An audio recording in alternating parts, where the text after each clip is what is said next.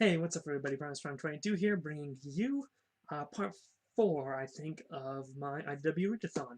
So, it's been a while since the last one. Last time we looked into the spotlights, the whole slew of spotlights that take place before these two books I have here. This part we're going to be talking about where the universe all began with Transformers Infiltration and Transformers Stormbringer. Now, these books happen side by side at the same time. The ending of Infiltration is like a little bit after the ending of Stormbringer, but yeah. So usually when you read it, like even on the spines, they say 1 for Infiltration, 2 for Stormbringer. So that's the order I read it in.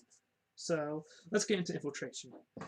Infiltration, the first, it's made out of issues 0 through 7. Issue 0 coming out in 2005, October. So this is a 10-year-old series, but written by Simon Furman, and art is by E.J. Sue. And it's really, I really like it. I got into IDW from Megatron Origin, but once I hit Infiltration, like, that was good. So we're introduced to 3 humans. Hunter O'Neill, this kid who explores the American West and looking for aliens. You have Verity Carlo, an orphan who goes from foster home to foster home and is sort of like a problem child. And then you have Jimmy Pink, the mechanic, and that knows Verity.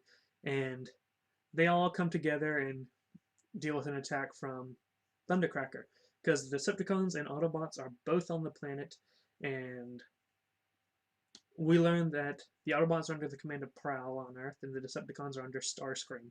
And Starscream is sort of offended that Megatron sent him to this planet in the middle of nowhere. And so they discover this Energon. They call it Ultra Energon, which in Or 13, and hint hint, that's the same Or Shockwave put onto the planet back in last part. And he's like, we are going to go against Megatron with this Energon. And so they break Infiltration Protocol and start a little rebellion, while the Autobots work on trying to keep them in check.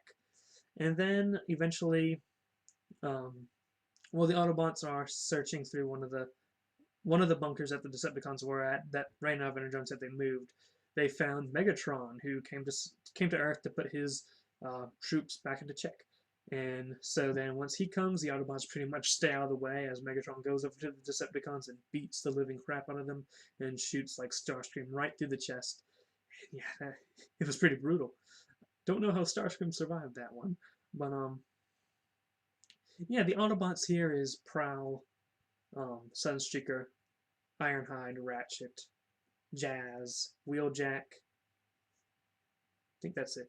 And Optimus Prime comes in later. The Decepticons are Starscream, Thundercracker, Skywarp, Runabout, Runamuck, Astrotrain, and Blitzwing.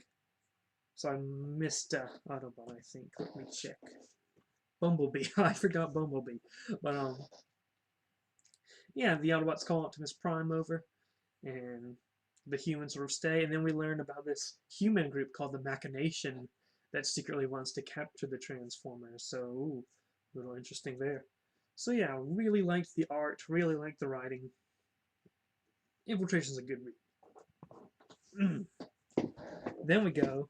Okay, one problem I have with Infiltration, though, is it had a huge human focus. Now, I like these human characters, but I still want the focus to be Transformers. But like the entire first half of Infiltration is pretty much mainly humans and Ratchet. And Ratchet isn't even doing anything. So, on the other side, we have Stormbringer, which has no humans in it. It happens at the same time as Infiltration. We learn that Cybertron has been abandoned and declared off limits because of the Battle of Thunderhead Pass.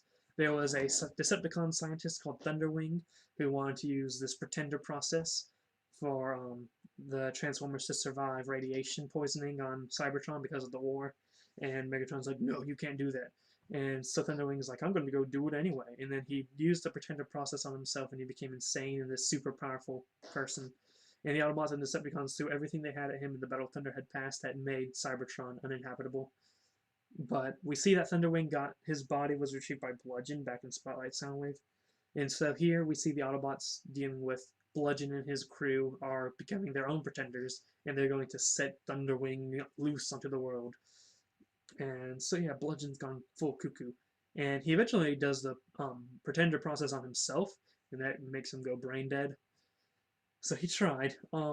We see a lot of Wrecker action here, like a lot of Wrecker action that is hardly ever mentioned again, like Scoop, who's more important in the current Transformers comics. He was a Autobot Wrecker in 2005. So I don't think he shows up as a neutral in like Robots in Disguise, and I don't think people fully appreciate that he defected sometime during those books. Like, it's not like he defected millions of years ago. He defected within 10 years. And not only was he just an Autobot, he was a wrecker of all people. Let's see, one thing I take note is Crankcase, a Decepticon who's more famous nowadays than he was back when this book came out. He charges Thunderwing and like crashes into him, and I think that's how Crankcase got his little head wound that he has right now, and more than meets the eye. But enough about that. Optimus Prime has yellow optics in this book, which is interesting. It reminds me of the Unicron trilogy Optimus. We know this ties into Infiltration because when Verity discovers Megatron in Infiltration, there's one text bubble that seems out of place that says, yes, especially Cybertron. In Stormbringer, we see Megatron talking to Razorclaw about Thunderwing coming back, and he said if Thunderwing can't be stopped, nuke the entire planet. And Razorclaw's, even if it's Cybertron, and then Megatron said, yes, especially if it's Cybertron. And that's when Verity found it. So there's the first key. Ironhide, or Ratchet, I forget what, I think Ironhide sent a pulse wave to Optimus Prime in Infiltration when they found out that the Decepticons were breaking Infiltration protocol, and we see Optimus get that pulse wave. And then at the very end, Optimus gets a report that Ultra Energon that was used to revive Thunderwing has been sighted on Earth. And Optimus is like, okay, then set course for Earth. And that's when we get the last panel of Infiltration with Optimus walking in his Earth body. Oh, and by the way, Stormbringer was written by Simon Furman too, and its art was by Don Figueroa. I think that's how it's pronounced. Don't quote me on that. I like his art here, but Don eventually gets really bad, like about Transformers Volume 1, For All Mankind. Like, ooh. I go from loving Don Figueroa to, like, he's my least favorite artist. I mean, he got more artistic license, and then he went downhill. But yeah, Stormbringer was fun. A lot of characters packed into Stormbringer. But together, those two make up a very solid beginning of the IDW universe. I know we've had like 3 parts before this, but these were the first comics that came out. So yeah, real solid beginning, and it's pretty much laying the groundwork for everything that's going to come on ahead. So join me next week when we talk about I'm going to have to check their spotlights because I don't have the list with me right now. If there's spotlights, it won't be much. And we'll be going into we'll go into the new Avengers Transformers crossover, and oh boy, I'm gonna have fun with that. Alright. Any games you want to play on this channel, put in the comments below. Follow me on Twitter, subscribe if you want to, and have a good day, ladies and gentlemen.